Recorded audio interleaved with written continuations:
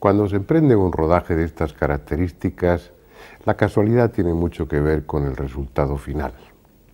Temas que sobre el papel parecían interesantes, una vez allí resultan ser lo menos o por alguna razón es imposible firmarlos.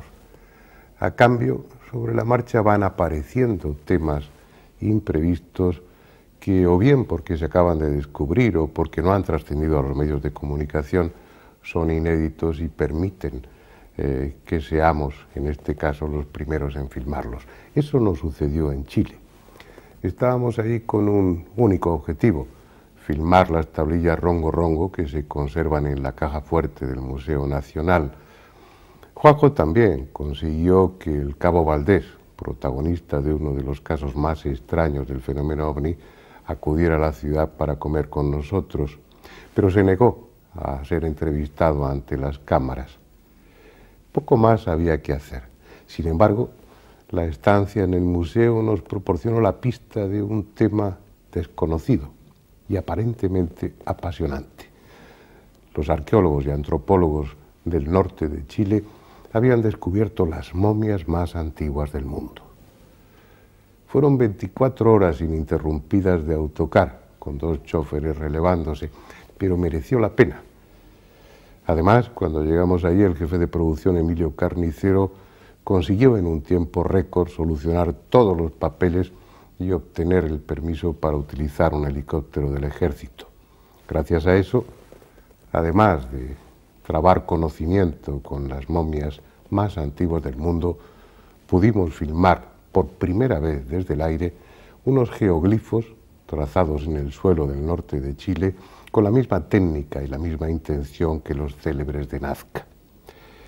Así pues, les invito a que a continuación en este documental traben conocimiento con las momias más antiguas del mundo y contemplen esos dibujos trazados en el suelo por una gente desconocida con solo un objetivo: que los contemplaran los dioses.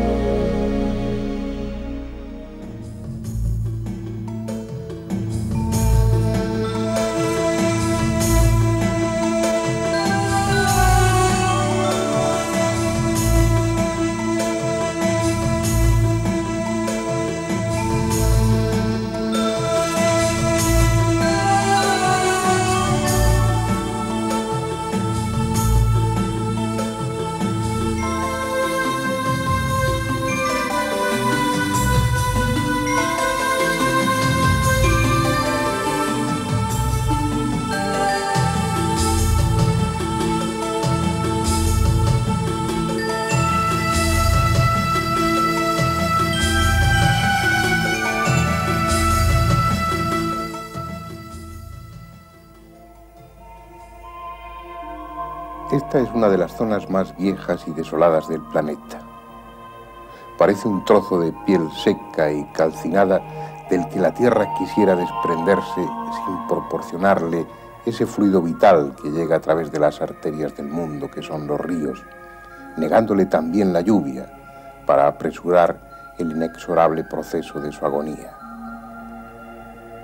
Gran parte de la costa pacífica de América del Sur es así, pero a la que hemos venido ahora es la llamada costa norte de Chile, una franja de arena y polvo que se extiende a lo largo de 1.200 kilómetros, desde la frontera con Perú por el norte hasta el río Copiapó en el sur. Algunos ríos, alimentados por los deshielos de los Andes, atraviesan de cuando en cuando el desierto, formando quebradas como las de Yuta, Azapa Víctor y Camarones, escasas manchas verdes que alivian la monotonía del desierto. El resto es árido paisaje donde reina una sequedad extrema, al que paradójicamente baña un inmenso océano, un prolífico caldo de cultivo en el que la vida se manifiesta de las más variadas formas, una inagotable despensa para aquellos que, más osados o más hambrientos, se arriesgaron en tiempos ya remotos a abandonar la cordillera y cruzar el desierto para llegar hasta ese horizonte azul que veían desde los Andes. Algunos lo lograron y se instalaron aquí en las inmediaciones del mar. Por eso este desierto sabe de la industria de los hombres y ha visto nacer y multiplicarse sus ciudades. Primero fue la pesca, después los cultivos en las márgenes de los ríos, más tarde las carreteras, las factorías, las fábricas, demostrando una vez más que la tenacidad del hombre es capaz de vencer cualquier obstáculo y que le permite adaptarse y sobrevivir en ambientes tan aparentemente hostiles como este. Nos encontramos en las inmediaciones de Arica, la capital de la región más norteña de Chile, a una veintena de kilómetros de la frontera con Perú. Una ciudad viva, creciendo con pujanza en medio del desierto. Un desierto que ya era como ahora desde mucho antes que el hombre llegara a América. Porque la idea más extendida entre los antropólogos es la de que este continente carece de hombres propios, que llegaron hace 25 o 30.000 años de fuera, procedentes de Asia, cruzando el estrecho de Bering que entonces estaba cubierto por los hielos. Aquellos primeros inmigrantes fueron desparramándose lentamente hacia el sur. Por lo que sabemos, llegaron a este desierto hace unos 9.000 años. Unos siguieron de paso, buscando su destino más al sur. Otros se quedaron, se establecieron aquí. Pero unos y otros dejaron testimonio de su paso, de su presencia, dibujándose a sí mismos, a sus animales o a sus símbolos en los cerros. Pero eso es algo de lo que mejor hablaremos desde el aire, con una de nuestras cámaras instalada en un helicóptero.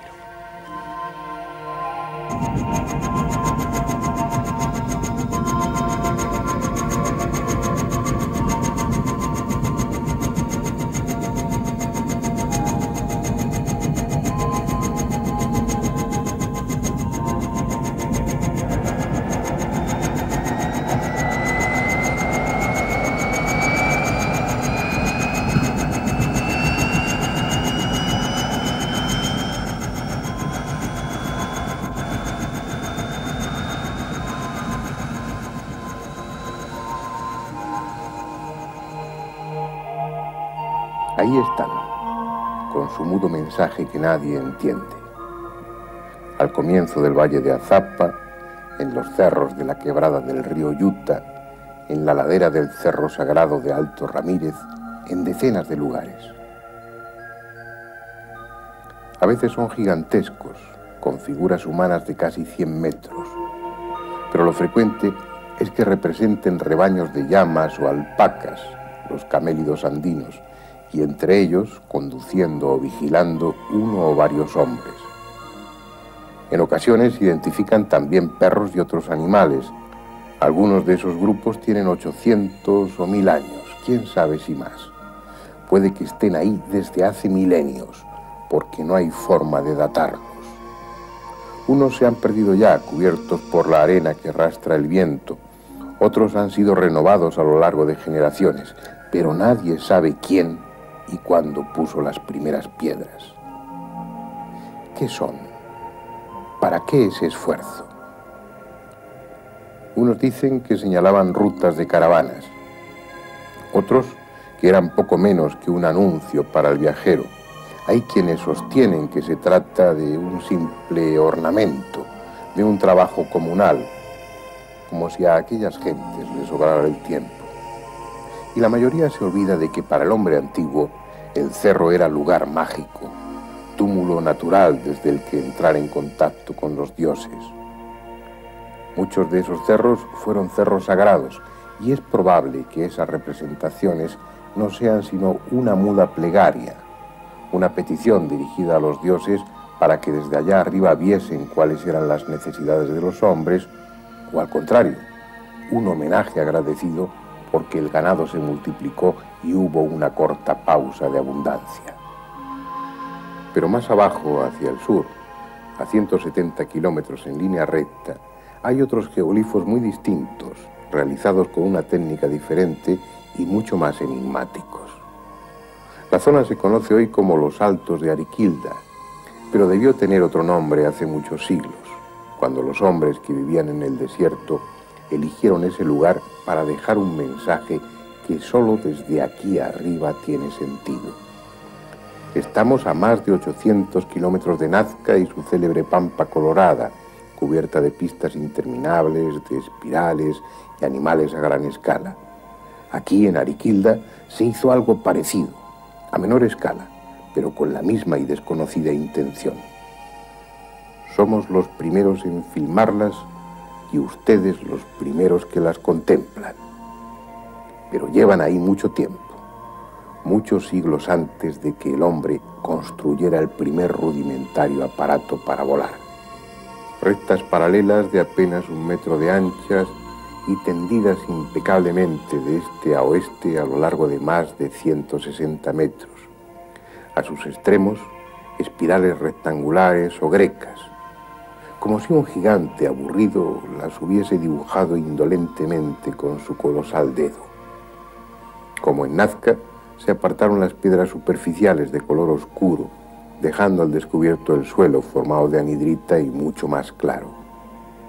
Pero sobre todo, dominan las figuras geométricas, los símbolos, cruces de brazos iguales que probablemente expresan los 4 puntos cardinales, los 4 vientos, los 4 pilares del cielo, círculos que tal vez sean el sol o la luna, grecas, rectángulos, flechas, una extraordinaria variedad de formas, un derroche de esfuerzo concentrado en un área determinada a lo largo de siglos para nada, porque solo se ven desde aquí arriba. Uno de esos misterios sin solución posible, porque nadie sabrá ya quiénes y para qué las hicieron. Solo tienen sentido ahora, al sobrevolarlas, por una razón: están hechas para verse desde el cielo. Son señales para los dioses, o para otros hombres que como nosotros ahora volaban, esos dioses maestros venidos de las estrellas y que posiblemente sean mucho más que una leyenda. Sea como fuere, los antiguos habitantes del desierto del norte chileno se llevaron el secreto a la tumba. Rígidos como un tronco seco, cubiertos por un tosco y apretado sudario de arpillera, sus cuerpos, enterrados hace 4000 años, han sido vomitados por la tierra y aguardan, como objetos sin alma, el estudio impío de los arqueólogos. Son seguramente mucho más viejas que los geoglifos de Ariquilda, pero son importantes desde un punto de vista antropológico porque revelan que ya 2000 años antes de Cristo, el hombre de América, como el de Egipto o el de Mesopotamia, cuidaba dignamente a sus muertos, convencido sin duda de que algo que llevaba dentro trascendía los límites de esta vida. Como sucedió con las momias peruanas, el terreno seco y la tierra porosa facilitaron su momificación natural, solo que estas, conservadas en el Museo de San Miguel de Azapa, en Arica, no están flexionadas en postura fetal, sino estiradas y solemnes. Son una representación de los antiguos habitantes de América, pero sus 4000 años de antigüedad apenas son nada comparados con los 9000 años de edad que tiene este cráneo, el más antiguo encontrado hasta ahora en esta zona y uno de los más viejos del continente. Y como un inevitable homenaje a aquel hombre que vivió, sintió y murió 7000 años antes de nuestra era, fuimos a conocer el lugar donde sus restos fueron encontrados.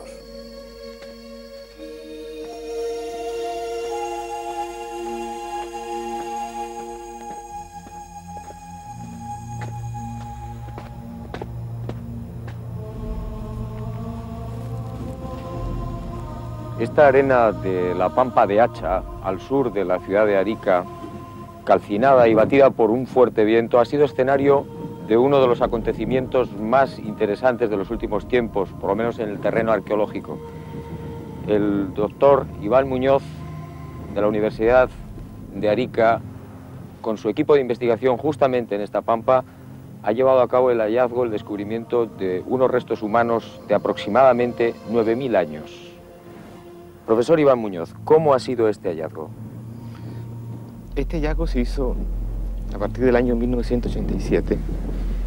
Se comenzó a estudiar Pampa de Hacha como una zona arqueológica, tratando de visualizar los restos más antiguos del hombre en el norte de Chile. Hemos encontrado un cuerpo de un hombre de aproximadamente 25 años, de sexo masculino, que corresponde en este momento al cazador-recolector más temprano hallado en nuestra zona. Lo importante de este hallazgo es que demuestra que poblaciones del 7000 años antes de Cristo ya estaban asentadas en este sector y se desplazaban dentro de una movilidad transhumante. Este hombre, creo entender, tiene aproximadamente 9000 años. ¿Cómo se ha conseguido esa fechación? Bueno, este hombre en realidad tiene 9000 años si consideramos los 7000 años antes de Cristo más los 2000 años después de Cristo. Eso da la cantidad de 9000 años antes del presente. Estas fechaciones se han conseguido en Norteamérica, en los laboratorios de Krieger Enterprise, ¿cierto? Labor que hizo el profesor Arthur Alderheide de la Universidad de Minnesota. Es un cazador que se desplazaba de la costa hasta esta zona en busca de recursos vegetales y en busca de caza de guanaco. Su indumentaria cultural estaba formada fundamentalmente por puntas de proyectil y instrumentos de pesca. La economía de estos pescadores fundamentalmente se centraba en la pesca y la recolección marina. Pero los pocos restos encontrados de estos remotos pobladores del norte chileno proporcionan algunos datos preciosos sobre su forma de vida, sus medios de subsistencia e incluso sus enfermedades. Los anzuelos de conchas o de espinas, las puntas de pedernal de sus arpones nos hablan de un pueblo de pescadores. El estudio de sus huesos, a pesar de los milenios transcurridos, permite saber también otras cosas, como piezas de un rompecabezas aún incompleto, cuya reconstrucción puede resultar apasionante. Bernardo Arriaza, antropólogo físico, prácticamente 10 años estudiando estas momias de Arica y terminando el doctorado por la Arizona State University. ¿Qué enfermedades más interesantes ha descubierto usted en estos pobladores? En las momias chinchorro hemos podido observar varias enfermedades y las que más nos llaman la atención son posibles casos de sífilis. Ahora, este diagnóstico está basado en la patología del hueso o en la patología ósea, porque la sífilis en el tercer nivel o sífilis terciaria deja un daño extremadamente pronunciado en el hueso. Como ustedes pueden ver acá, se produce toda una periostitis, un incremento en el tamaño del hueso.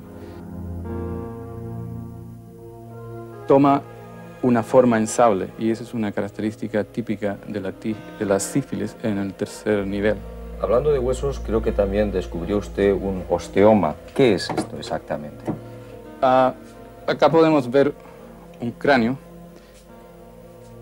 El osteoma es un tipo de tumor benigno que está asociado en este caso a una patología laboral o una enfermedad ocupacional producto del buceo. ¿Quiere esto decir que eran buceadores? Exactamente, quiere decir que eran poblaciones que usaron mucho de los recursos marinos. Vivían en la costa, pero acá podemos evidenciar esta patología que está más asociada con el sexo masculino. Es decir, los hombres presentan una mayor frecuencia de una razón de 10 veces a 1 en relación con las mujeres. Es decir, ¿esto se produce por qué exactamente? ¿Porque hay acumulación de agua en los oídos? ¿Por qué? Exacto, se va produciendo una irritación crónica del oído que lentamente va produciendo una nueva formación de hueso en el oído. Es en el conducto auditivo externo, o sea, en la parte externa del oído. Usted, Bernardo, creo que ha detectado también en los dientes algún problema, quizás como consecuencia de la alimentación. ¿Cuál es el resultado médico?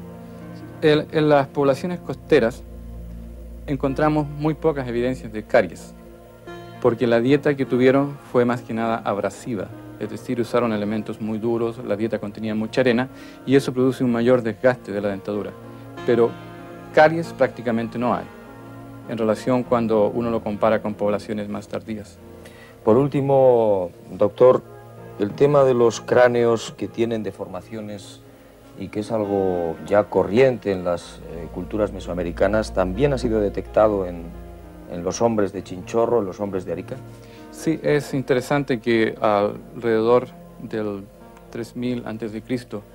empezamos a ver una deformación en el cráneo y es más que nada circular, producto de los cintillos que estos pescadores usaban para adornarse el cabello.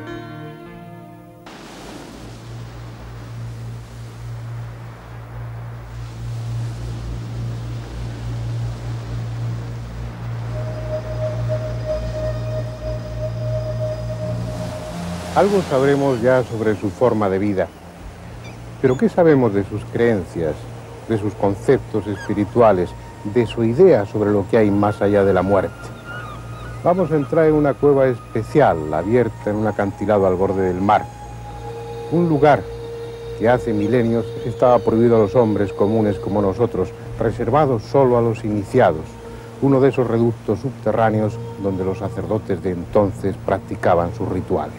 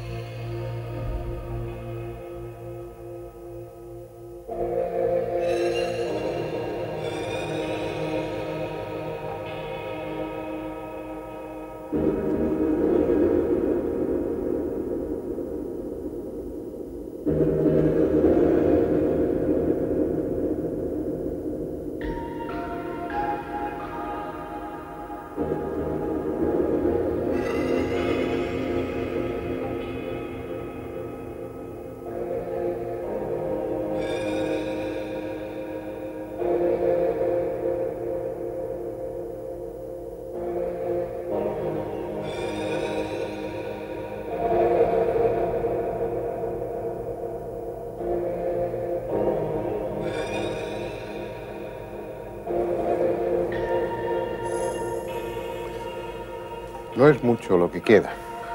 Este espacio, antiguamente reservado para unos pocos, ha sido violado a lo largo de estos miles de años en más de una ocasión. Pero aún se perciben algunos símbolos pintados en las paredes de la cueva. Símbolos delineados lenta y reverencialmente por aquellas gentes. Un lenguaje antiguo, eterno diría yo, que se refiere a lo mágico y que solamente los iniciados conocen. Yo no tengo dudas al afirmar que el sacerdote, el brujo, el chamán, si ustedes quieren, que se refugiaba en esta cueva como en tantas otras de cualquier continente, lo hacía huyendo del espacio exterior, aislándose del mundo de fuera, buscando el conocimiento profundo, abriendo las puertas del único templo auténtico, que es el templo interior, al que se accede por la introspección, mirando hacia adentro. Algo que ellos probablemente propiciaban utilizando sustancias de diverso tipo, despertadores de la conciencia. Aquí probablemente utilizaban el paricá, absorbiéndolo por la nariz, un polvo fino que se obtenía al moler las semillas de la coboba. Una piptademia, una mimosa que está muy extendida por todo el continente americano y que es rica en alcaloides que producen un sopor alucinatorio. Cuando Colón llegó a la Española, ya le contaron algo que todavía se seguía utilizando, que seguían practicando los chamanes. La utilización de esa sustancia también sorbida por la nariz. Y el mismo Colón escribió textualmente que los sacerdotes y magos recibían por aquel medio mensajes de sus dioses. Hoy los necios consumen neciamente las drogas, pero antes, en aquella época, se usaban excepcionalmente y con una preparación adecuada, en la que se incluía el ayuno, el retiro, la meditación. Y de esa forma, esas sustancias eran como la llave que abre la puerta al otro mundo. Y tal como le dijeron a Colón, entraban en contacto con sus dioses, ya fueran imaginarios o reales, y de ellos recibían información que después transmitían al pueblo. Pues bien, aquí, en esta cueva, o en alguna otra de las inmediaciones, los viejos sacerdotes, los viejos chamanes de hace 8000 años, supieron que no todo termina con la muerte, que después de esta la vida continúa. Y hay razones para suponer que tal vez, probablemente diría yo, y por primera vez en la historia del hombre, les fue revelado el concepto de la resurrección. Afirmar o sugerir una hipótesis tan arriesgada está fundamentado en unas razones que se encuentran en ese museo que antes visitábamos. Se trata de un hallazgo arqueológico de excepcional importancia, que sin embargo solamente unos pocos conocen y que nunca hasta ahora ha sido filmado. Estos muñecos de apariencia primitiva y simple que están ahora contemplando son las momias más antiguas del mundo. No son consecuencia de una momificación espontánea por la naturaleza del suelo y del ambiente, como el resto de las momias americanas. Son, como las egipcias y las chinas, momias elaboradas, fruto de una técnica complicada, solo que éstas tienen 8000 años. Aquellas gentes que vivieron aquí en época tan remota tenían un concepto sobre lo trascendente, sobre lo que sucede después de la muerte, que consideraron fundamental conservar sus cadáveres momificándolos laboriosamente, 6000 años antes de Cristo. Quitaban la piel al cuerpo muerto, le vaciaban de sus vísceras, incluido el cerebro, y secaban las cavidades con ceniza caliente. Luego la rellenaban con arcilla. También quitaban las grandes masas musculares y para mantener el cuerpo en la posición correcta introducían palos a lo largo de la columna vertebral, remodelando después las extremidades con paja y cuerdas. Finalmente, todo el cuerpo y la cara eran modelados con arcilla y volvían a cubrirlo con su propia piel, a veces entera y otras cortada en largas tiras con las que envolvían la momia.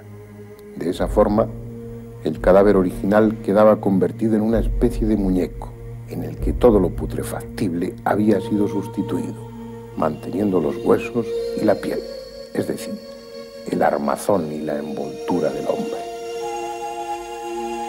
3000 años antes que los egipcios, los pueblos del norte del actual Chile prepararon a sus cadáveres minuciosa y elaboradamente, anticipándose a cualquier pueblo de la historia conocida, empeñados en que ese cuerpo muerto no se destruyera y conservara en lo posible una apariencia de sueño, de reposo.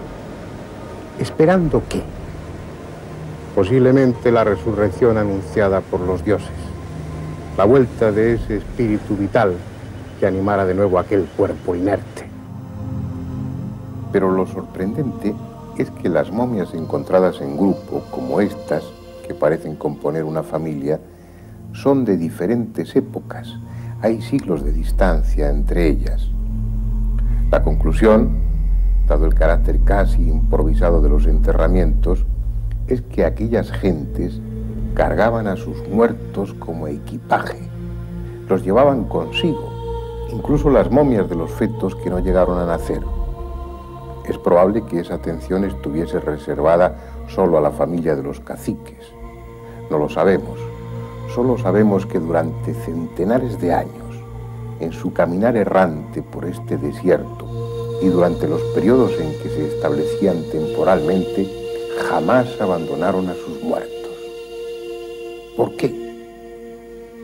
Seguramente porque en su ánimo estaba volver algún día a su tierra de origen y allí darles a todos digna y definitiva sepultura.